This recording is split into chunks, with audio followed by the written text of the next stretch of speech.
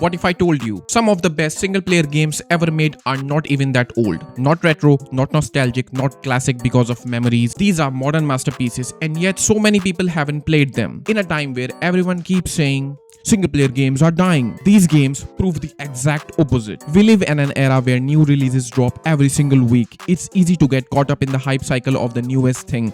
But sometimes the best experiences aren't the one that came out yesterday. They are the one that came out a few years ago. The ones that have stood the test of time, received their patches, and solidified themselves as absolute titans of the medium. In this video, we are looking at 5 single player games that fall into that not quite retro but not brand new sweet spot. These are the ones that define the last generation and still look and play better than half the stuff releasing today. And trust me, number 1, you already know it, but you still haven't experienced it fully. If you have a backlog, bump these to the top immediately. Let's get into it. Kicking off our list at number 5, we have Control by Remedy Entertainment. If you ever wanted to play through an SCP Foundation entry directed by David Lynch, this is it. Control isn't just a shooter, it's a vibe, exploring the oldest house, a shifting brutalist skyscraper that defies the laws of physics. Visually, this game is a masterpiece of lighting and destruction physics. Even a few years later, the way concrete shatters and papers fly around during a firefight is still unmatched. Control is one of the most underrated single-player games of the last generation, made by Remedy Entertainment, the same studio behind Alan Wake. This game doesn't hold your hand.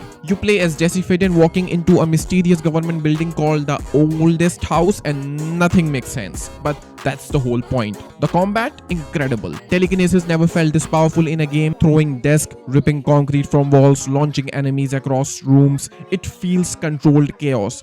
And visually, the brutalist architecture mixed with supernatural horror is just beautiful. The game respects your intelligence. It doesn't spoon feed story. It lets you explore, and that ashtray made sequence is still one of the coolest levels in modern gaming. If you like atmospheric storytelling and unique gameplay mechanics, Control is a must play. But what really lands it on the list is the world building. The lore is hidden in the redacted documents and creepy puppet shows. It respects your intelligence and challenges you to piece the mystery together. It's weird, it's aggressive, and it feels incredible to play. If you missed this one, you missed one of the most unique settings in the gaming history. At number 4, we are leaving the supernatural skyscraper for the radioactive Russian wasteland in Metro Exodus. This game did something risky. It took a series known for claustrophobic tunnels and threw it into a semi-open world, and it worked beautifully. Exodus is the definition of immersive. There are no floating UI markers telling you exactly where to go. You have to pull out your physical map, you have to manually pump your pneumatic rifle, you have to wipe mud off your gas mask just to see it. It grinds you down in the best way possible. It's not just about shooting mutants, it's about the journey on the Aurora. Pacing here is deliberate. It forces you to slow down and live in this world. It's terrifying, it's beautiful, and graphically, the ray tracing edition still melt modern PCs. It is a masterclass in atmospheric storytelling. Based on the novels by Dmitry Glukovsky, Metro Exodus takes you out of the Moscow tunnels and into a dying Russia. What makes this game special? Atmosphere. Every bullet matters. Every decision matters. You are not a superhero here. You are vulnerable. The dynamic weather, realistic weapon degradation, limited resources, it makes you slow down. And in a world full of fast, dopamine-driven multiplayer game, that slow, immersive pacing feels refreshing. Metro Exodus proved that single-player game doesn't need massive open worlds. It needs depth. On number 3, you knew it was coming. You can't talk about the must-plays without mentioning the king of modern RPGs, The Witcher 3 Wild Hunt. Yes, I know it's from 2015, but with the latest next-gen expansion and how well it still holds up, it absolutely belongs here. Made by CD Projekt Red, The Witcher 3 redefined what side mission could be. This game sets the bar for side quest. In most games, a side quest is fetch me 5 wolf pelts. In Witcher 3, a request to find a frying pan turns into a murder mystery involving spies and localized politics. The writing is so sharp, so human that you genuinely care about the peasants you are saving or condemning.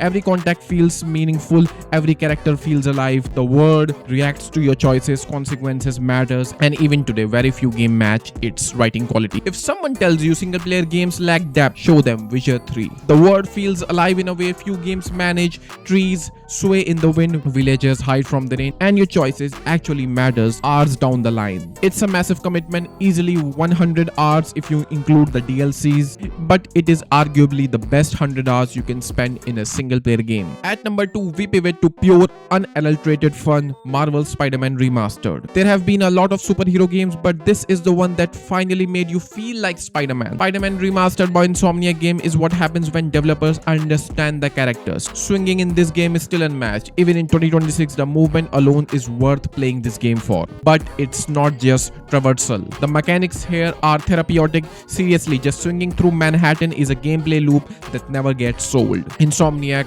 nailed the momentum, the weight, and the acrobatics. But surprisingly, it's the story that keeps you hooked. This is easily one of the best Peter Parker stories ever told. On PC, especially with the remastered visuals, ray trace reflections on the glass, skyscraper, and unlock frame rates, it is a visual spectacle. It's not trying to reinvent the wheel, it just perfected it.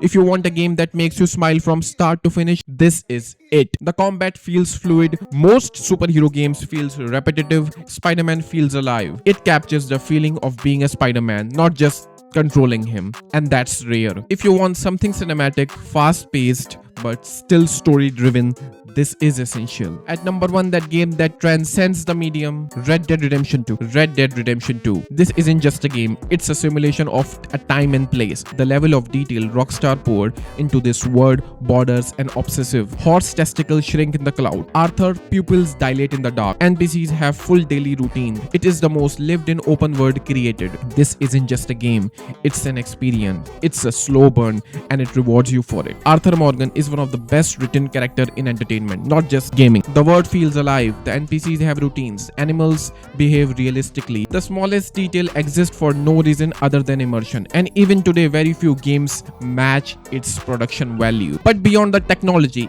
it's the tragedy of Arthur Morgan. It's a saga that deals with loyalty, obsolescence, and redemption. It demands your patience. The animations are heavy and deliberate. It wants you to feel the weight of every action. It is a heartbreaking, breathtaking masterpiece that stands as a benchmark for what video games can achieve as an art form. This game proves single player game isn't dying, they're evolving. And honestly, many people still haven't finished it, which is crazy. So this is my list of the not so old games you absolutely need to play, whether you want to swing through New York, hunt in the Wild West, or survive a Russian winter. These games are peak single player experiences. These games aren't ancient, they're not nostalgic picks. They are modern examples of why single player games still matters. In a world full of battle passes, microtransactions, and always online requirement, these games remind us why we fell in love with the gaming in the first place. Did I miss your favorite? Let me know in the comment section. That's it for now, folks. I hope you liked the video, and if you did, you can subscribe to the channel and like the video if you really found it useful or informative. Till then, take care of yourself and your loved ones. I'll see you in another video, probably related to some PC stuff or gaming, I guess. You can follow me on Instagram if you want. Bye bye for now.